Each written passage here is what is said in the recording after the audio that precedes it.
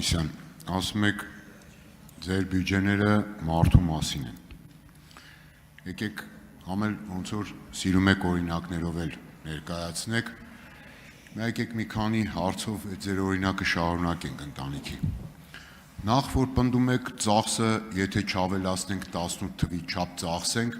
1.5 տարում պարտքը կմարենք այն պարտքը, որ ձեր կառավարությունն է վերցրել 7 տարում։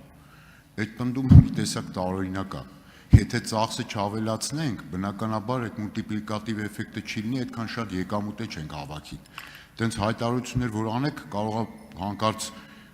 միջազգային ֆինանսական կառույցները լսեն, մի տեսակ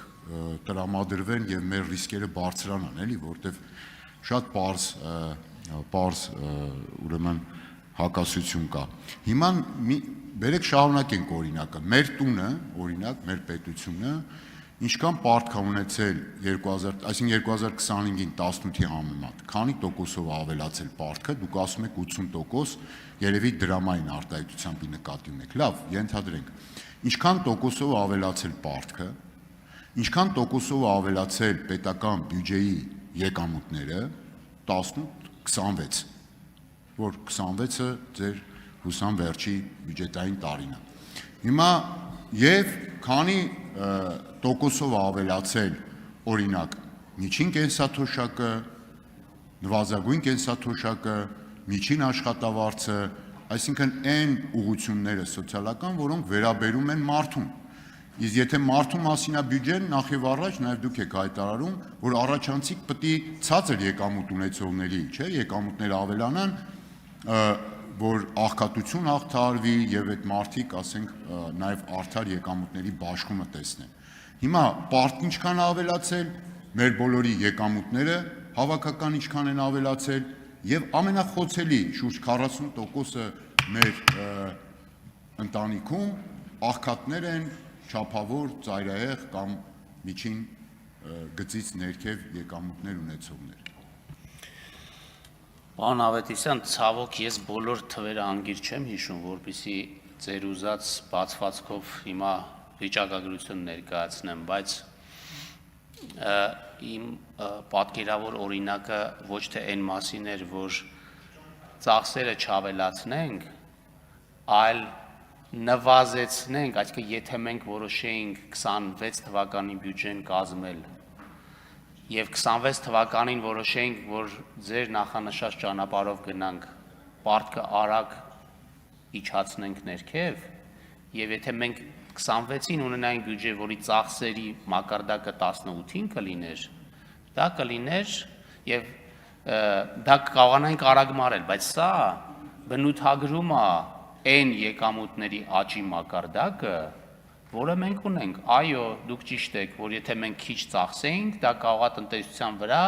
զսպող ազդեցություն ունենա, որ նույնպես կարող ենք հաշվել եւ նաեւ ասել, թե ինչպիսի զսպող ազդեցություն կունենա։ Բայց ես չեմ ուզում հասկանալի լինի մարդկանց, պարզ օրինակ եմ բերում, այո, այդտեղ դետալներ կան, որոնք դուք ճիշտ եք, որոնք մասնագիտական քննարկման ժամանակ բնականաբար ես այլ ձևով այս հարցերը կանդրադառնամ։ Եվ վերջի տարիներին ես ինչ հիշում եմ այստեղ ելույթ ունենալուց կամ մեր բյուջեի երամսյակային հաշվետվությունները ներկայացնելուց, ես անընդհատ խոսում եմ աշխատավարձերի աճի եւ անընդհատ խոսում եմ աշխատատեղերի աճի մասին։ Ընդ որում այդ բոլոր ցուցանիշները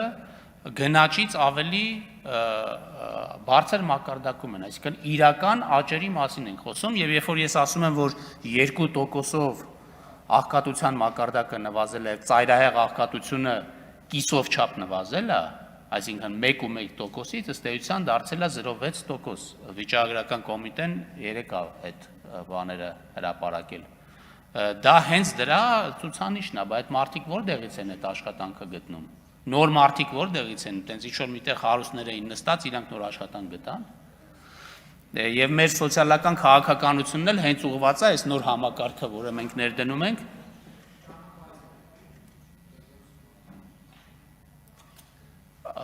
Այդ ճանապարհների եւ այդ կապիտալ շինարարությունը, որը մենք իրականացնում ենք, այդ հավելյալ ֆինանսավորումը, որ ուղում ենք, նոր աշխատատեղեր է նաև ստեղծում, որտեղ մարդիկ աշխատում են։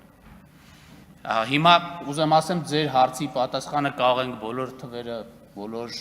համեմատականներով ձեզ ներկայացնել, հիմա չեմ հիշում ուղղակի, բայց ընդհանուր տենդենսը այնպիսին է, ինչպիսին ես ասեցի։ Խնդրեմ արձագանք։ Պարոն Հովհաննիսյան, ձեր տունը շինվի, նոր ասեցիք այդ թվերը, ոնց մոռացաք այդքան շուտ։ Ուրեմն պետական փառքը ասում եք 80% աճել է, ես ձեզ հիշեցնեմ ձեր ասած թվերը, ասում եք կարծեմ 50%-ով էլ ավելացել է պետական բյուջեի եկամուտները,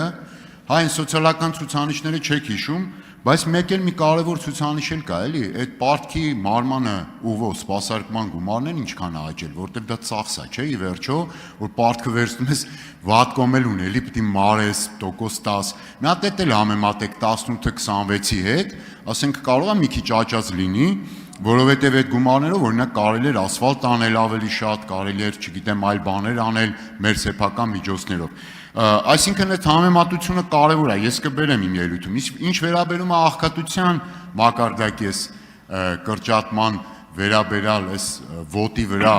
արագ հանձնարարականի կատարմանը, ես դրան կանդրադառնամ, այստեղ բացարձակ մանիպուլյացիա կա, այսա տեսեք ձեռքից տակ է, չասեք օդից է ասում, այս մանր տառերով գրվածը խորհուրդ կտամ, հիմա մի հատ կարդացեք, համ էլ թող աշխատանքի սոցիալական հարցերի նախարարն էլ կարդաց վիճակագրությունից է, որ հետո ես իրեն հարցեր տամ, ինքը նաև պատասխանի այս մանր գրածը կարդալուց հետո։ Դուք ճիշտ եք, պարտքը ավելացել է, նշանակում է սպասարկման վճարներն ավելացել, ընդ որում կովիդից հետո, ինչպես գիտեք, տոկոսադրույքները շեշտակի աճել են, այսինքն վերջի տարիներին, այսինքն ոչ միայն նոմինալ պարտքի մակարդակն ավելացել, այլ նաև տոկոսադրույքներն են աճել, դա Հայաստանում տեղի չի ունեցել, աշխարհում է տեղի ունեցել։ Ուրախ ենք, որ այս տարվա ընթացքում տեսնում ենք Հայաստանի մասով ոչ միայն աշխարհից ածանցվող տոկոսադրույքների նվազում, այլ նաև, ինչպես ասեցի, մեր ռիսկերի հավելավճարի նվազում։ Եվ դա նշանակում է, որ ապագա տարիներին այդ տոկոսային ծախսերը զսպելու են եւ դրանց աճը ավելի փոքր է լինելու։ Եվ ինձ թվում է դուք պետքա նաեւ գոհունակությամբ արձանագրեիք, որ դեֆիցիտի մակարդակը, որը մենք պլանավորել ենք հաջորդ տարի, ինքը 1%-ային կետով իջնում է, որը նաև այդ պարտքի մակարդակի կառավարելի պահելու նպատակ է հետապնդում։